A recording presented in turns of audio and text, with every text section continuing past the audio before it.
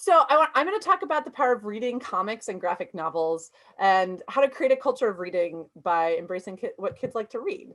So first, if you think of your favorite books from when you were a kid, a teenager now, and I say books because, books plural, we're always changing up what we like, or sometimes we're not. Sometimes it's the same book that we've loved our entire lives.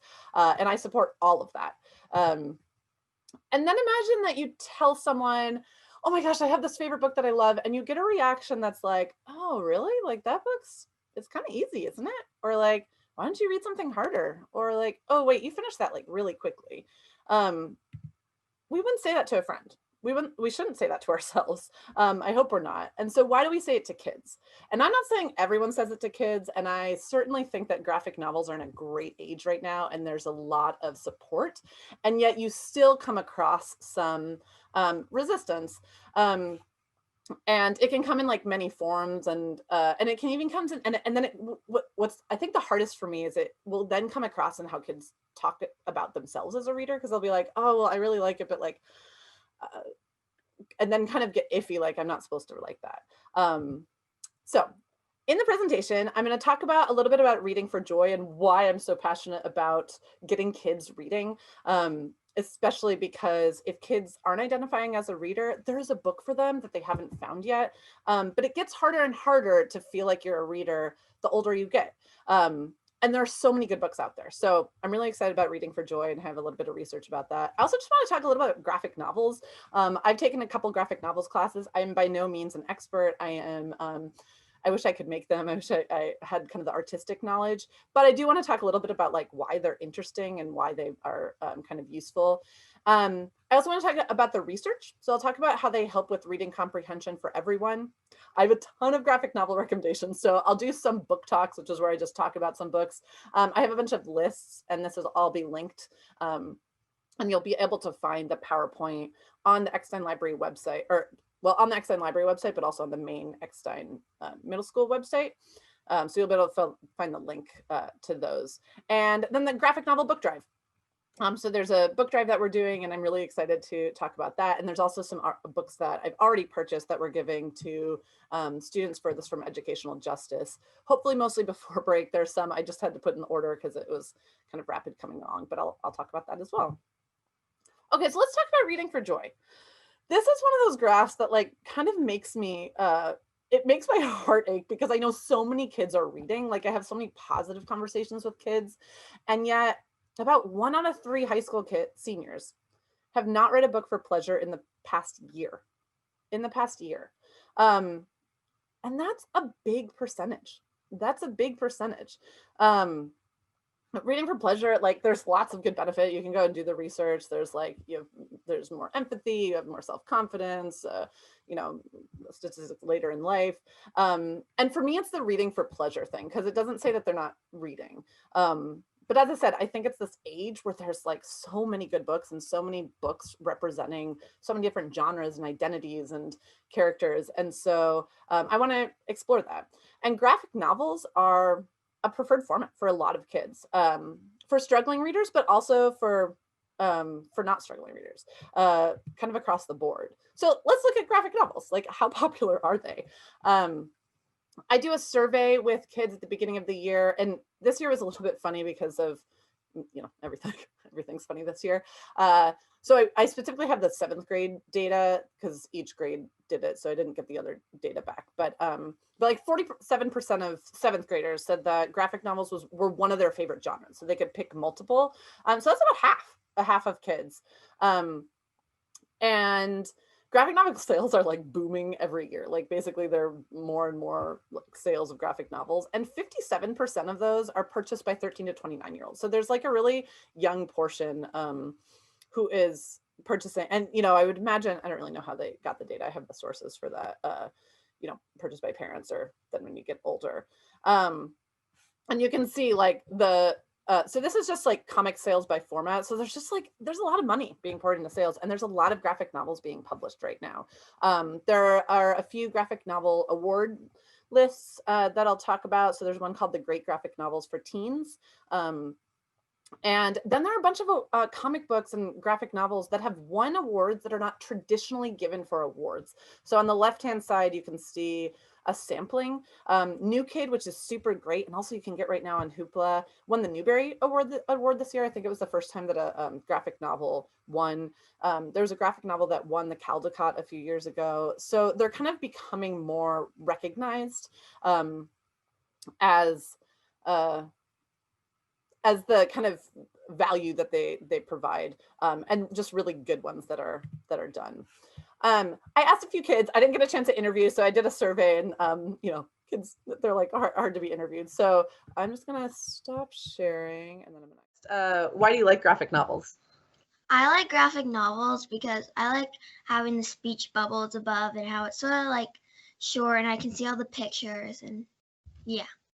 I like because like the pictures, and like I think the pictures can show like emotion, and then like I forget the word, but like it's like the drawings on like the faces, the lines that make them look happy. I really like that. I just like all books in general. Yeah. Well, graphic novels are kind of just like, it's just a drawing in a comical way of the actual novel. Like if it's like, it's just a way of showing the story except in pictures. And I guess it's kind of helps just build your ability to look at people and in the comics or panels and going on. Because I know there's some projects going around in language arts classes that we're doing that kind of thing. So it's really fun to read graphic novels. I like them because it's short and easy to read. They're short and easy to read. Yes. Are there any favorite graphic novels that you have? I like the World War II ones. I just like that history in general. A few that I really like is Smile and Sisters, and also Guts, because if like some kids might feel like anxious this time, and it helps people feel better. And also like Chiggers and El Defo. And then this one actually is the Olympian Gods. And after I finished reading Percy Jackson, it was really interesting to read about. And then one other is Just Jamie. Oh yeah, those are so good. I really like Dogman, and I like the Greek God ones, and like Babysitter's Club, all of those. Yeah, I really like graphic novels by Raina Telgemeier, I think. Yeah, she's like Guts and Sisters.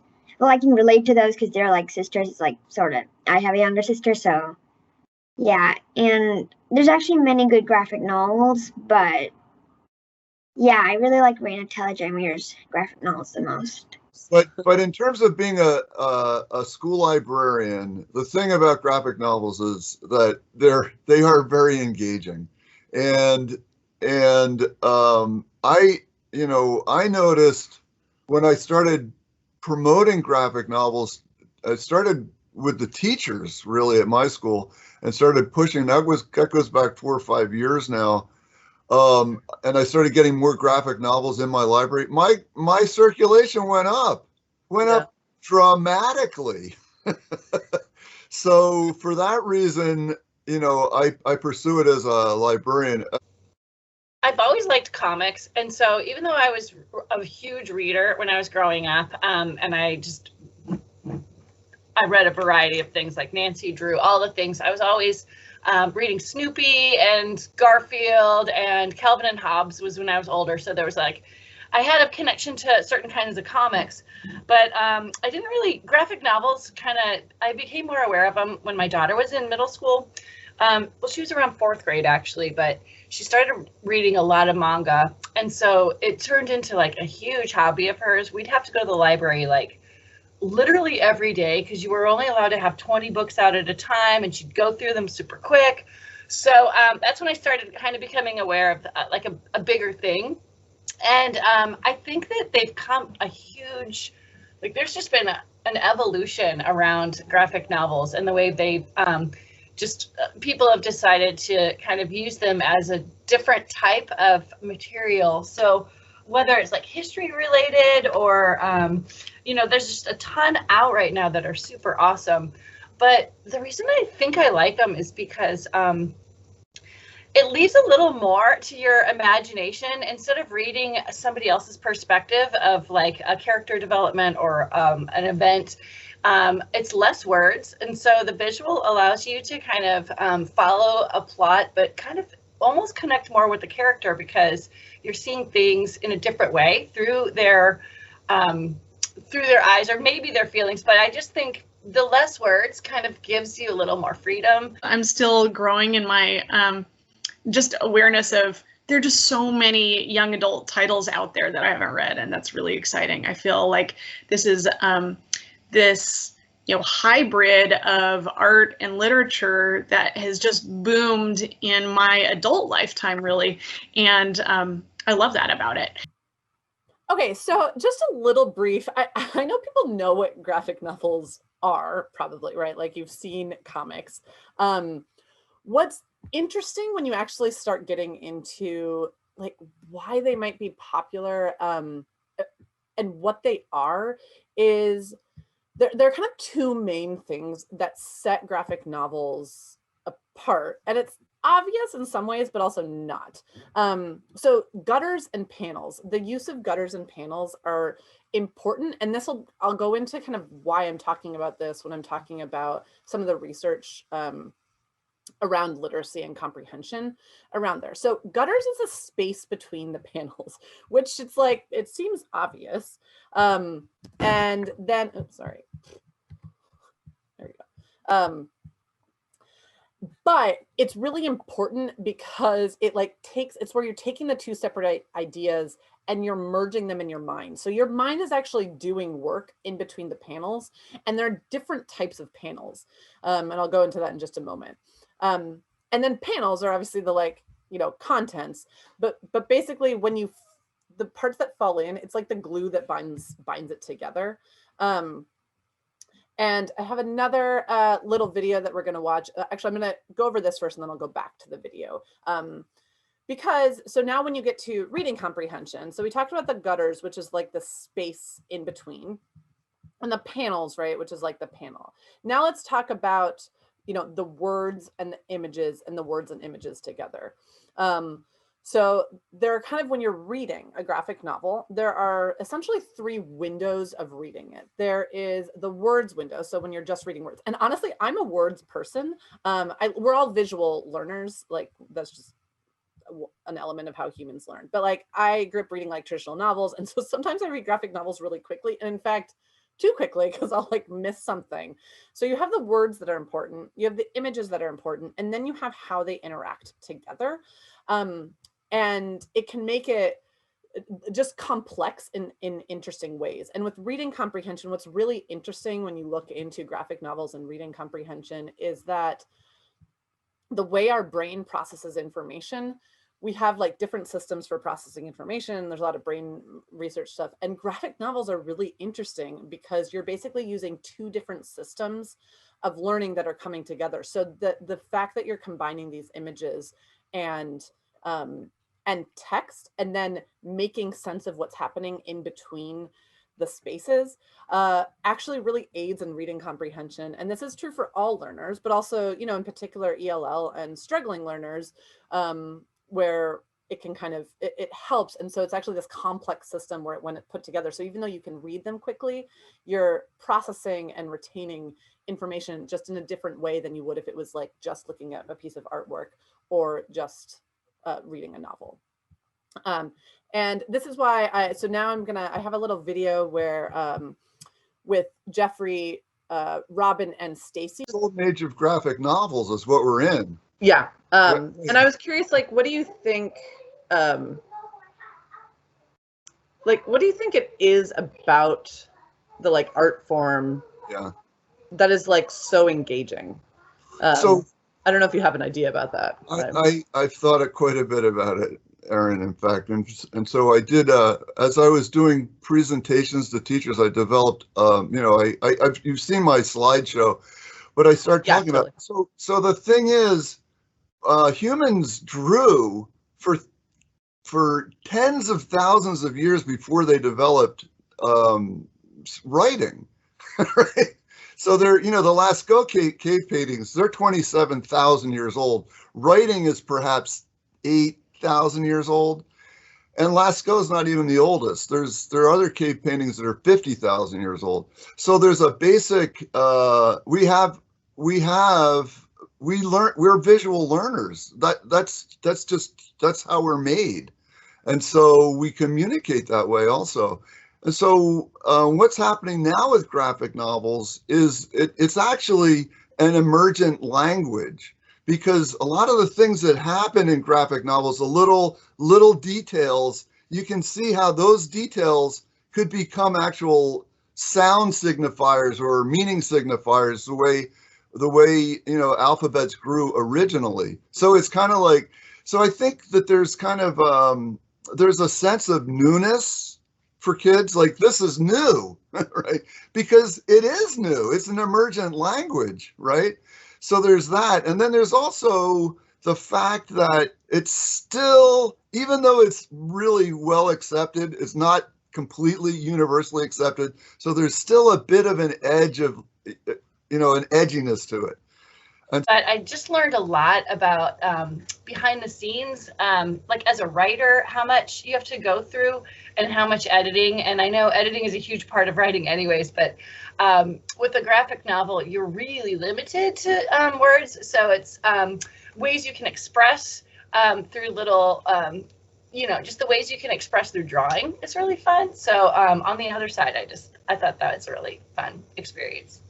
But I think from an art standpoint, there are certain steps that are that most cartoonists or graphic novelists or comics creators follow, and some of those are really actually pretty similar in a digital, those who are making things entirely digitally, those who are making them in more traditional analog means, and that's usually starting with a script and then thumbnailing, and then you know, then it takes off in a zillion different paths stylistically. So how you, you know, sort of what the characters look like, what the environments look like, all those visual decisions that are made.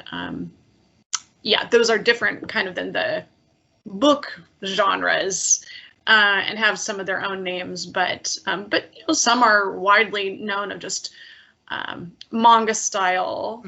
You know, and there are definitely lots of subgenres within that, but Right. you know, it's very different than sort of Calvin and Hobbes and other, and some of those come out of cultural traditions from different places geographically, but then also some just different visual genres within this big umbrella. So for me, yeah, mine don't look like sort of DC Marvel characters in any way, but kind of just looks like, well, I don't know. I haven't given it a genre name before. I don't know.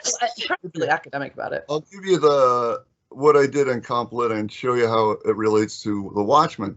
So one of the terms that gets used a lot is counterpoint. I'm sure you've heard counterpoint. Now, counterpoint are two opposing melodies simultaneously that you know. Oh, even, right. Yep. But they're two voices. They're two distinct voices. It's not harmony. Harmony is when sounds happen together, right? And there's like this. I also studied music. Yeah. My degree's in music, right? My BA. Anyway, so counterpoint on the flat page is almost impossible. So in literature, the only place that it really happens is in plays. So there can be counterpoint in plays. But when I read The Watchmen, I said for the first time, this is counterpoint, because what he's doing is he's got multiple stories going on simultaneously, and they kind of are interacting, but they're simultaneous. And it's like, wow, this is kind of mind blowing for me, having, Right, you know, yeah. And that's why I say, take the challenge, take the Watchmen challenge.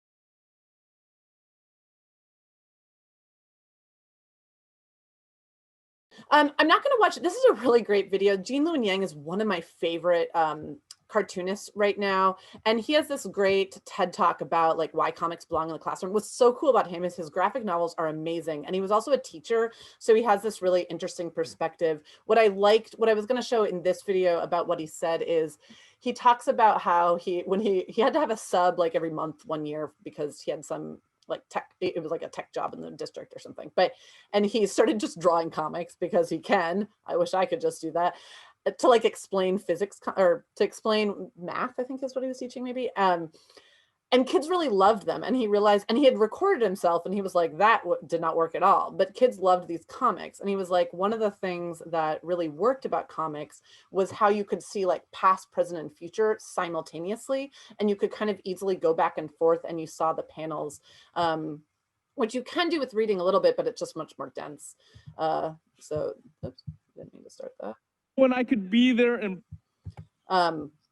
so just a few things about how they help with reading comprehension.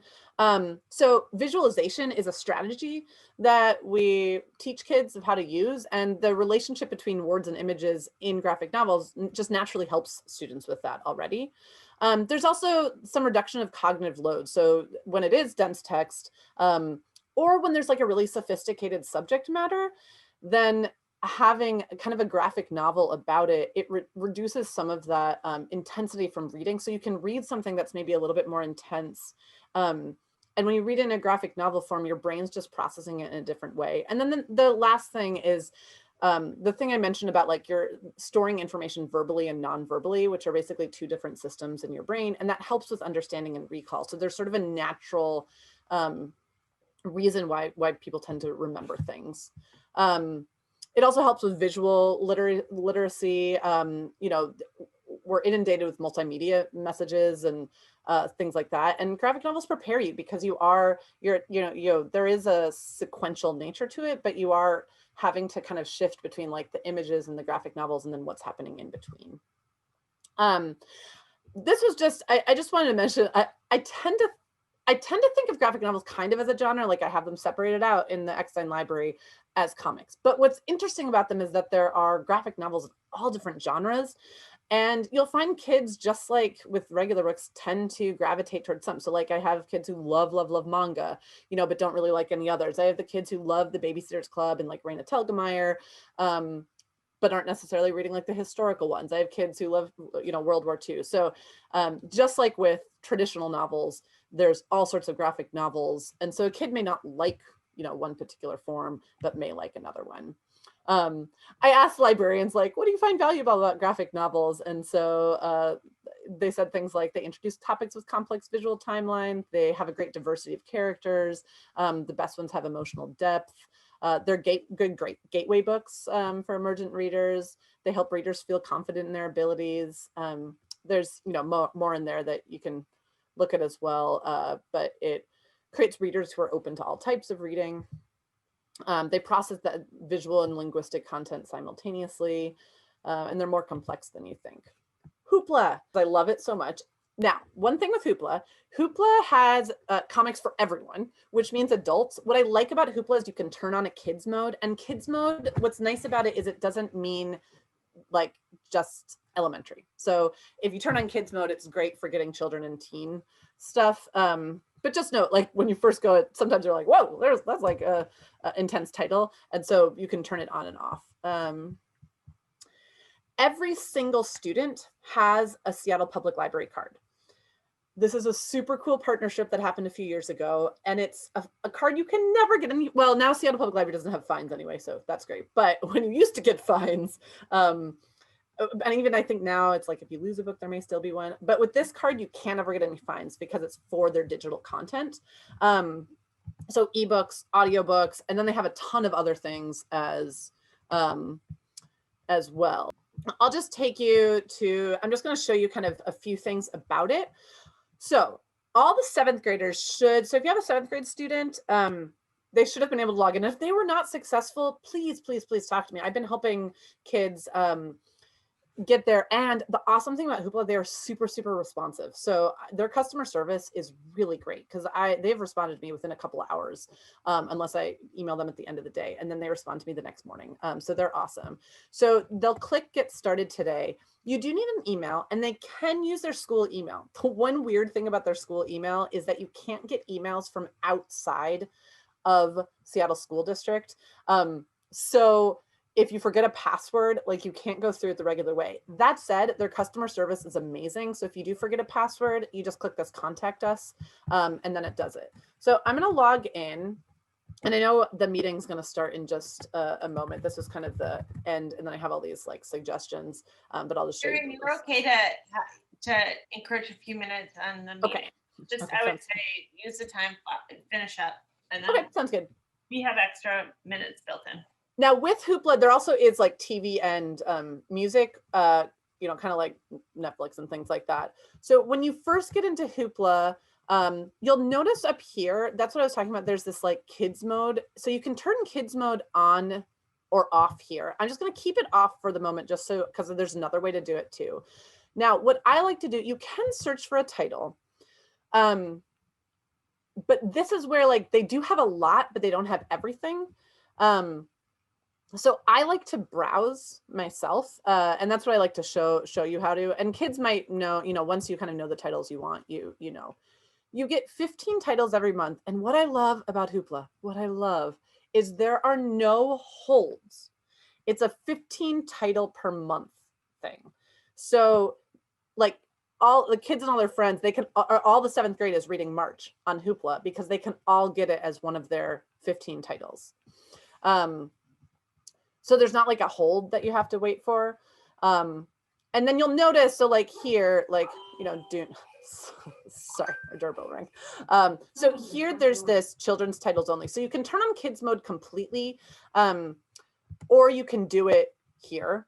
And then they have this categories area. The children's is really great. So like if I click children's, you know, now I don't necessarily need to click this because this is all their children's titles, and you can browse. So the Nathan Hale's Hazardous Tales, this is one of hugely popular. They're super, super good, really detailed, historical, but with a humor. And they have a bunch of them. So this is the brand new one that I don't even have at Eckstein yet. And what's nice is if you click on it, if it's part of a series, you can then click on the series right here and it'll show you the other ones that they have. So you can go that way. So they have all these categories, like essential graphic novels. It's kind of fun. You know, they have a ton of them. And once you get into the comics world, some of them might make more sense than the other. But like new to comics start here. They have some, you know, really great titles. And once again, when you click on it, you know, you can click on the children's titles only, or you can click kids. It's hard when you get into middle school and high school, I'll be honest, because every kid is different, you know, and so you kind of, it's a conversation between yourself and kids, because there will be some things on here that like are not marked as children's that might still be great for kids to read. So it really varies. But there's another one, like the Miles Morales. This is a brand new one. I'm going to get it for Eckstein. New Kid, which won the Newbery, is on here. I mean, their collection is just amazing. So I highly, highly recommend checking it out. And please contact me if you need help getting on, because it's really easy. So I just have a few more things to share. Move on. Yes. Bonnie had a question. She said, can 6th graders also do this? This is an elementary. This is for literally everyone. The only reason I mentioned 7th grade is that they're doing it as part of their language arts curriculum.